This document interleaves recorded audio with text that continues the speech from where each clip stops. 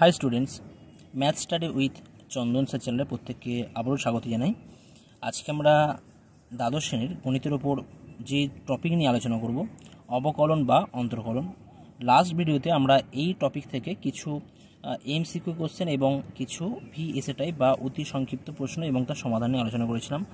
অর্থাৎ যে সমস্ত প্রশ্ন তোমাদের এই বছর পরীক্ষার জন্য ইম্পর্টেন্ট সেই সমস্ত প্রশ্ন এবং তার সমাধান নিয়ে আলোচনা করা হয়েছিল। আজকে আমরা সেখান থেকেই কন্টিনিউ করব, অর্থাৎ তোমাদের কোশ্চেন নাম্বার 3 থেকে কন্টিনিউ করা হবে। তো তোমরা যারা আজকের ভিডিও দেখছো তারা কিন্তু অবশ্যই খাতা পেন নিয়ে রেডি থাকবে, কারণ আজকের ভিডিওতে যে সমস্ত প্রশ্ন প্রোভাইড করা হবে তোমরা প্রথমে নিজেরা প্রশ্নগুলোর সমাধান নিজেরা করার চেষ্টা করবে। না পারলে তোমরা ভিডিও থেকে সলিউশন দেখে নেবে, কেমন? কারণ তোমরা চেষ্টা করো যতটা তোমরা নিজেরা করতে পারো, যতটা তোমরা নিজেরা অঙ্কগুলো করবে তাতে করে কিন্তু তোমাদের কনফিডেন্স বাড়বে। আমি প্রতিটা ভিডিওতেই বলি, তো আজকেও বলছি, তোমরা চেষ্টা করো নিজেরা যতটা পারো চেষ্টা করো। আর কোশ্চেনগুলো প্রোভাইড করা হচ্ছে, আর এই সমস্ত প্রশ্নগুলো তোমাদের প্রিভিয়াস ইয়ার্সের কোশ্চেন দেখতে পাচ্ছ, প্লাস তোমাদের সংসদ প্রদত্ত কোশ্চেন যে মডেল কোশ্চেন আছে সেই সমস্ত মডেল কোশ্চেন থেকে এই সমস্ত প্রশ্নগুলো নেওয়া হয়েছে। তো এই সমস্ত কোশ্চেনগুলোর মধ্যে কিন্তু ভ্যারাইটি কোশ্চেন তোমরা পাবে। বই থেকে তো তোমরা প্র্যাকটিস করেছো ঠিক আছে, কিন্তু বিভিন্ন ভ্যারাইটি বা বিভিন্ন ধরনের যে কোশ্চেন তোমাদের পরীক্ষায় আসে সেই সমস্ত কোশ্চেন কিন্তু তোমরা এখানে পাবে। তো আশা করি তোমরা প্রথমে নিজেরা ট্রাই করবে এবং তারপর তোমরা ভিডিও দেখে নেবে, কেমন? তো যাই হোক, কোশ্চেন নাম্বার 3 কি দেওয়া রয়েছে দেখো। সংজ্ঞা থেকে x = π/8 বিন্দুতে tan 2x এর অন্তর্কলজ কত হবে সেটা আমাদের নির্ণয় করতে হবে। আরেকটা বিষয় বলে রাখি যে উচ্চ মাধ্যমিকে গণিতে তোমরা যদি ন্যূনতম 80% পেতে চাও তাহলে কিন্তু খুব ইজিলি তোমরা গেইন করতে পারবে, কারণ তোমাদের যে বই ছিল সৌরেন্দ্রনাথ বই রয়েছে বা এসএনদের বই রয়েছে, সেই বই থেকে তোমরা মোটামুটি সবাই কম বেশি একটা ওভারভিউ বা একটা মোটামুটি বিভিন্ন প্রবলেম সলভ করেছো মোটামুটি। এবং তারপরে তোমাদের কিন্তু এই ম্যাথামেটিক্স সাজেশান যে আমাদের রায় মার্টিনের যে বইটা আছে, এই বইটা খুব দারুণ করে আমাদের কিন্তু সাজেশানগুলো দেওয়া রয়েছে। তো তোমরা যত এই সাজেশানের যে অঙ্কগুলো আছে এগুলো তোমরা যদি প্র্যাকটিস করো, প্লাস তোমাদের ওই এসএনদের বই যে সমস্ত উদাহরণের যে অঙ্কগুলো আছে, এই উদাহরণের অঙ্ক আর এই সমস্ত প্রিভিয়াস ইয়ার্সের যে আমাদের ইম্পর্টেন্ট কোশ্চেন যেগুলো আছে, যেগুলো করানো হচ্ছে ভিডিওতে, এইগুলো করলেই কিন্তু তোমরা কিন্তু ন্যূনতম 80% ভেরি ইজিলি গেইন করতে পারবে। ন্যূনতম 80%, তার চেয়ে বেশি তোমরা গেইন করতে পারো, ঠিক আছে? তো খুব ভালো করে মন দিয়ে তোমরা কিন্তু এগুলো নিজেরা প্র্যাকটিস করবে, খুব ভালো করে প্র্যাকটিস করো। আর নোট করে রাখো যে সমস্ত ইম্পর্টেন্ট যে সমস্ত আমি নোটগুলো বলবো সেগুলো কিন্তু খাতায় মার্ক করে লিখে রাখবে। তোমরা কিন্তু অবশ্যই খাতা পেন নিয়ে বসবে, কেমন? শুধু ভিডিও দেখলে হবে না, খাতা পেন নিয়ে নিজেদেরকে প্র্যাকটিস করতে হবে। তো এখানে আমাদের ফাংশন কি দেওয়া রয়েছে দেখো, tan 2x ফাংশন দেওয়া আছে। তো সেই কারণে আমরা ধরি f of x, অর্থাৎ ফাংশনটার ভ্যালু আমরা ধরে নিচ্ছি tan 2x, রাইট? আর এখানে পয়েন্ট কি দেওয়া রয়েছে, পয়েন্ট দেওয়া আছে π/8। তো ডেরিভেটিভের ক্ষেত্রে আমাদের অন্তর্কলজের সংজ্ঞার সাহায্যে আমরা পাই, কি বললাম, অন্তর্কলজ বা অবকল সহগের সংজ্ঞা থেকে পাই f' π/8 by definition is equal to কি লিখতে পারি আমরা, limit of h tends to 0। Actually ডেরিভেটিভের বাই ডেফিনেশান দুটো ডেফিনেশান আছে, একটা এইচ দিয়ে আছে আর একটা ডাইরেক্ট আছে। এটা আমরা এইচ দিয়ে করছি। এফ অফ এক্স, এখানে এ প্লাস এইচ হবে, এ প্লাস এইচ। আচ্ছা, এটা আমি পরে বসাচ্ছি। এ যেখানে π/8 হবে, ঠিক আছে, π/8 minus F of A divide by H. Okay, আচ্ছা, এখানে এ এর জায়গায় π/8 আছে, এই জায়গায় π/8, তার মানে এটা হবে আমাদের limit of h tends to 0 F of π/8 plus H. F X মানে কি ছিল, tan 2x, তাহলে এটা হয়ে যাবে আমাদের tan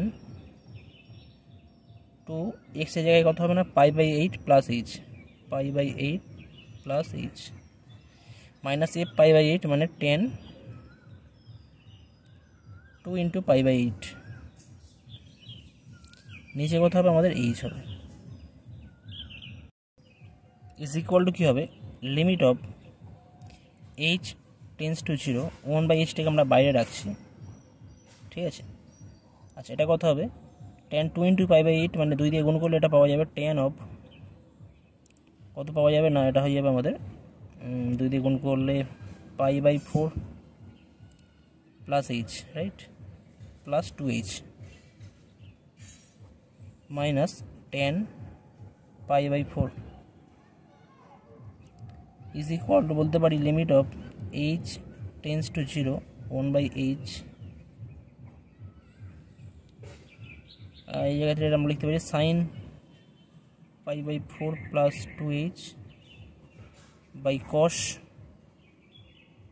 pi by 4 plus 2h minus sine pi by 4 by cos pi by 4, right.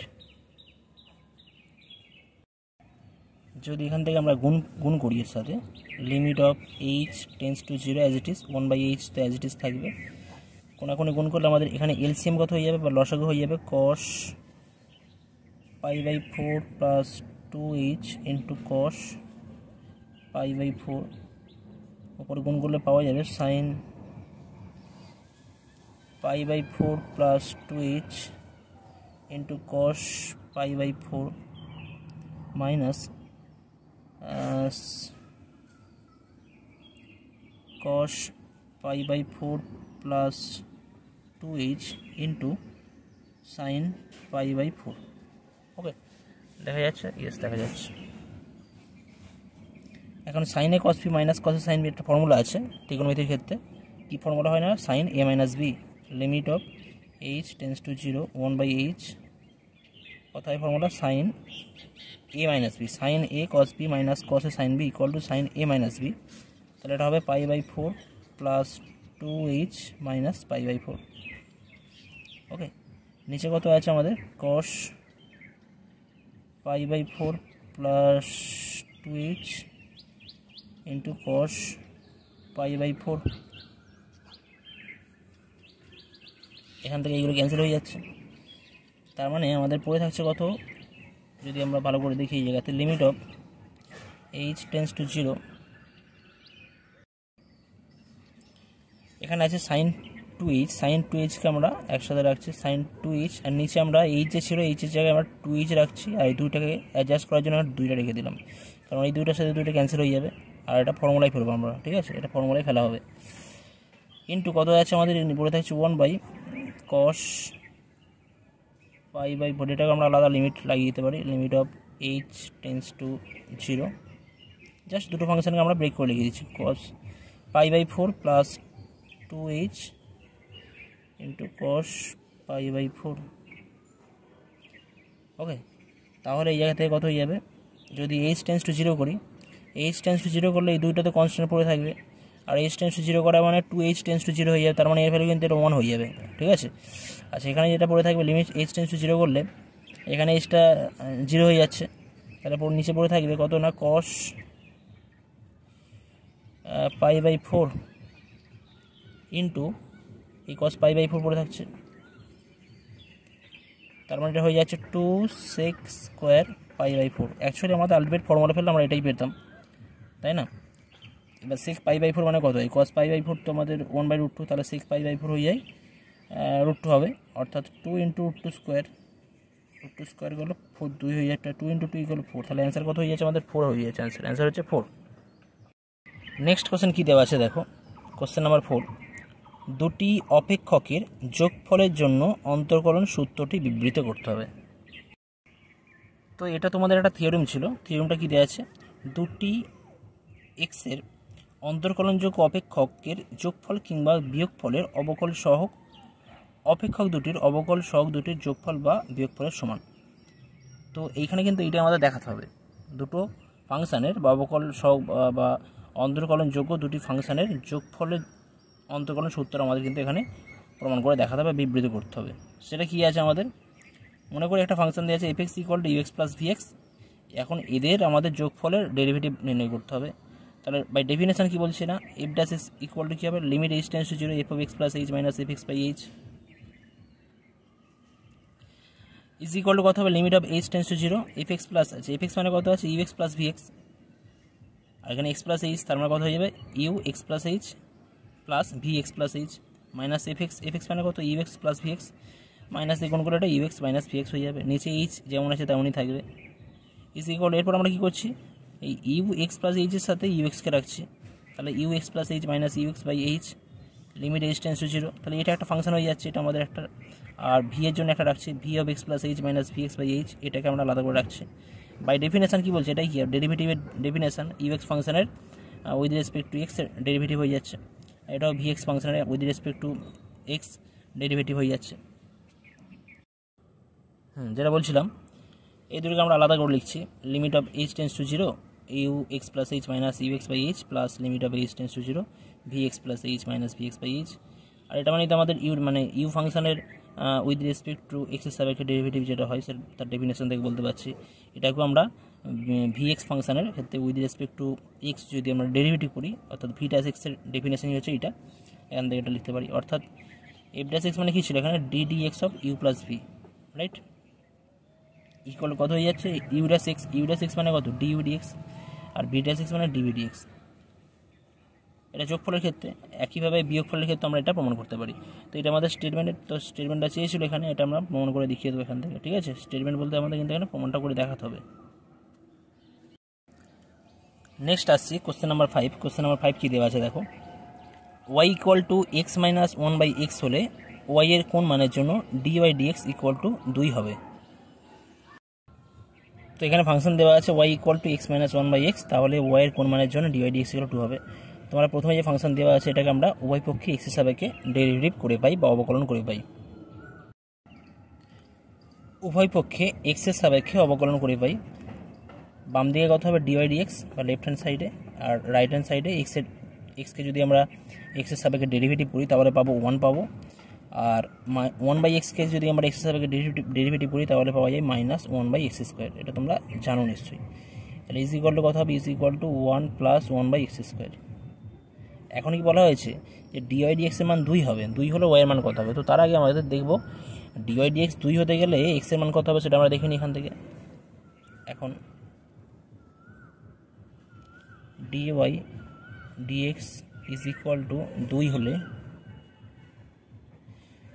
1 + 1/x² কত হবে, ইজ ইকুয়াল টু 2 হবে, তাই তো নাকি। তাহলে এই জায়গা থেকে পাওয়া যাবে কত না 1/x² ইকুয়াল টু 2 - 1 করলে কত পাওয়া যাবে 1 পাবো। তার মানে x² ইকুয়াল টু 1, অর্থাৎ x ইকুয়াল টু কত হবে, x ইকুয়াল টু +-1। আমাদের ফাংশন কী দেওয়া আছে, y দেওয়া আছে, অর্থাৎ x সমান 1 হলে তাহলে y কত হবে, y সমান 1 - 1 0 হবে, আর x সমান যদি -1 হয় হলে y সমান কত হবে, এটা কিন্তু -1 আর এটা +1 হয়ে যাবে ইকুয়াল টু 0, অর্থাৎ y সমান 0 হলো, অর্থাৎ তাহলে কী বলবো y সমান 0 হতে হবে, তাই না। অর্থাৎ y সমান 0 হলে ডিওয়াই ডিএক্স সমান 2 হবে। অর্থাৎ কি বলা হবে, y সমান 0 হলে ডিওয়াই ডিএক্স ইকুয়াল টু 2 হবে। নেক্সট আসছে কোশ্চেন নাম্বার 6। কোশ্চেন নাম্বার 6 কী দেওয়া আছে দেখো, F x equal to x mod x হলে প্রমাণ করো যে F dash x equal to 2 mod x। এটা খুব ইম্পর্টেন্ট প্রবলেম, এটা তোমাদের 2013 ক্লাস 11 শ্রেণীতে এসেছিল। যেহেতু তোমাদের এই চ্যাপ্টারটা আগের সিলেবাসের ক্ষেত্রে বা আগের যে আমাদের পাঠ্যক্রম ছিল কারিকুলাম, সেখানে কিন্তু আমাদের এই টপিকটা তোমাদের ক্লাস 11-এ ছিল, তো সেই হিসেবে ক্লাস 11-এ পড়েছিল এটা। এখনও তোমাদের এই পার্টটা তোমাদের কিছুটা পার্ট 11-এও রয়েছে, কিছুটা পার্ট 12-এও রয়েছে, তো এবার তোমাদের পরীক্ষার ক্ষেত্রে আসতে পারে। এখানে ফাংশন দেওয়া আছে F x equal to x mod x. তো এই ফাংশনকে আমরা যদি ব্রেক করে লিখি ইকুয়াল টু কী বলতে পারি, এক্স ইন্টু এক্স হবে কখন, যখন এক্স গ্রেটার দ্যান 0 বা গ্রেটার অর ইকুয়াল টু 0। এক্সের ভ্যালু যদি গ্রেটার অর ইকুয়াল টু 0 হয়ে যায় তাহলে মড এক্স কত হয়, মড এক্সের ভ্যালু এক্সই হয়। আবার যখন এই এক্স লেস দ্যান 0 হবে তখন মড এক্স কত হয়ে যাবে, -x হয়ে যাবে, তাহলে এক্স ইন্টু -x হবে। অর্থাৎ এটাকে গুছিয়ে নিলে কত হবে, গুছিয়ে যদি লিখি x² হবে যখন X greater or equal to 0, আর -x² যখন এক্স লেস দ্যান 0। তার মানে আমরা এখন ডেরিভেটিভ করতে পারি, অতএব F dash x equal to কত হবে, x² ডেরিভেটিভ করলে কত হবে, x² ডেরিভেটিভ করলে 2x হয়, ঠিক আছে। কখন, যখন X greater or equal to 0, আর -x² ডেরিভেটিভ করলে কত হয়, -2x হবে। এটা কখন হয়, যখন এক্স লেস দ্যান 0।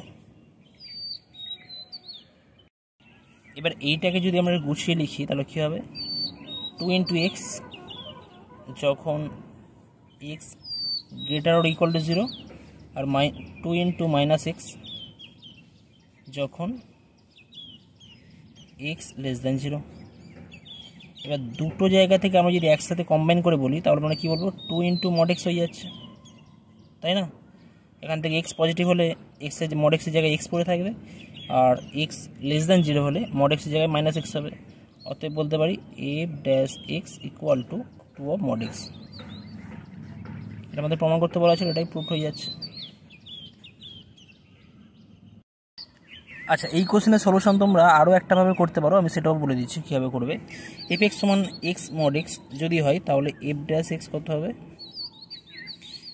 মড এক্সকে তোমরা স্টপ রাখতে পারো ফিক্সড রেখে, এক্সের যদি আমরা ডেরিভেটিভ করি ডিডি এক্স অফ এক্স হবে, তাই তো? প্লাস আমরা কী করবো, এক্সতে স্টপ রাখবো, ডিডি এক্স অফ কত হবে না, মড এক্স, তাই তো? মড এক্স থাকছে এখানে, আর ডিডি এক্স অফ এক্স করলে কথা এটা 1 হয়ে যায়, প্লাস এক্স তো ফিক্স থাকছে, আর ডিডি এক্স অফ মড এক্সের যদি আমরা ডেরিভেটিভ করি, মড এক্সের ডেরিভেটিভ যদি ঠিকঠাক করে করা হয় তাহলে আমরা পাবো, এটা পাওয়া যাবে এক্স বাই মড এক্স পাবো, ঠিক আছে? এমনি এক্সের ডেরিভেটিভ করলে 1 হয়, কিন্তু মড এক্সের ডেরিভেটিভ করলে হয় এক্স বাই মড এক্স, তোমরা খেয়াল রাখবে কেমন। তাহলে কত হয়ে যাবে তখন, সেক্ষেত্রে আমাদের নিচে পড়ে থাকবে, এখানে আমাদের মড এক্স পড়ে থাকছে, আর এর সাথে গুণ হয়ে গেলে মড এক্স স্কোয়ার হবে প্লাস এক্স স্কোয়ার, রাইট। তাহলে এই জায়গা থেকে পাওয়া যাবে মড এক্স স্কোয়ার। আচ্ছা, এক্স স্কোয়ার আর মড এক্স স্কোয়ার একই ব্যাপার, ঠিক আছে? এক্স স্কোয়ার যে রিয়েল নাম্বার, রিয়েল নাম্বারের ক্ষেত্রে এক্স স্কোয়ার আর মড এক্স স্কোয়ার একই ব্যাপার হয়। নিচে কত আছে আমাদের, মড এক্স আছে, ইজ ইকুয়াল টু কত বলবো আমরা, 2 mod X square by mod X is equal to কত হয়ে যাবে না, 2 মড এক্স। এটাই প্রুফ ছিল আমাদের, প্রুফ হয়ে যাচ্ছে, ঠিক আছে? নেক্সট আসে যাক কোশ্চেন নাম্বার 7। কোশ্চেন নাম্বার 7 কী দেওয়া আছে দেখো, এক্স লেস দ্যান 0 হলে DD x of log of mod minus x এত এর মান কত হবে? তো এখানে আমাদের ফাংশন দেওয়া আছে, ধরে নিচ্ছি, ধরি F x equal two log of mod minus x, right, is equal two আমরা কি লিখতে পারি, লগ অফ মাইনাস এক্স কখন হবে, যদি মাইনাস এক্স গ্রেটার দ্যান 0 হয়, তাই তো? যখন মাইনাস এক্স গ্রেটার দ্যান 0 অর্থাৎ এক্স লেস দ্যান 0, মাইনাস দিয়ে গুণ করলে এটা হবে, এইটা আমাদের দেওয়া আছে এক্স লেস দ্যান 0 হলে। তার মানে এক্স লেস দ্যান 0 হলে মাইনাস এক্স গ্রেটার দ্যান 0, আর মাইনাস এক্স যদি গ্রেটার দ্যান 0 হয়ে যায় তাহলে mod of minus X equal to minus এক্সই হবে। আরেকটা কী হয়, আরেকটা হয় আমাদের log of minus of minus X হবে। এটা কখন হবে, যখন মাইনাস এক্স লেস দ্যান 0 অর্থাৎ এক্স গ্রেটার দ্যান 0 হতে হবে, ঠিক আছে? তাই এই দুটো বিষয় আমাদের রয়েছে। এখন আমাদের এই কেসটা আলোচনা করতে হবে, যখন X less than 0 F dash x কত হয়ে যাবে, এটা ডিডি এক্স অফ কত হবে, log of minus x is equal to কত হয়, লগের ক্ষেত্রে বেসটা এখানে আমরা ই ধরে নিচ্ছি, বেস এখানে ই আছে, ই বেস ধরে আমরা কাজ করছি এখানে, ধরে নাও।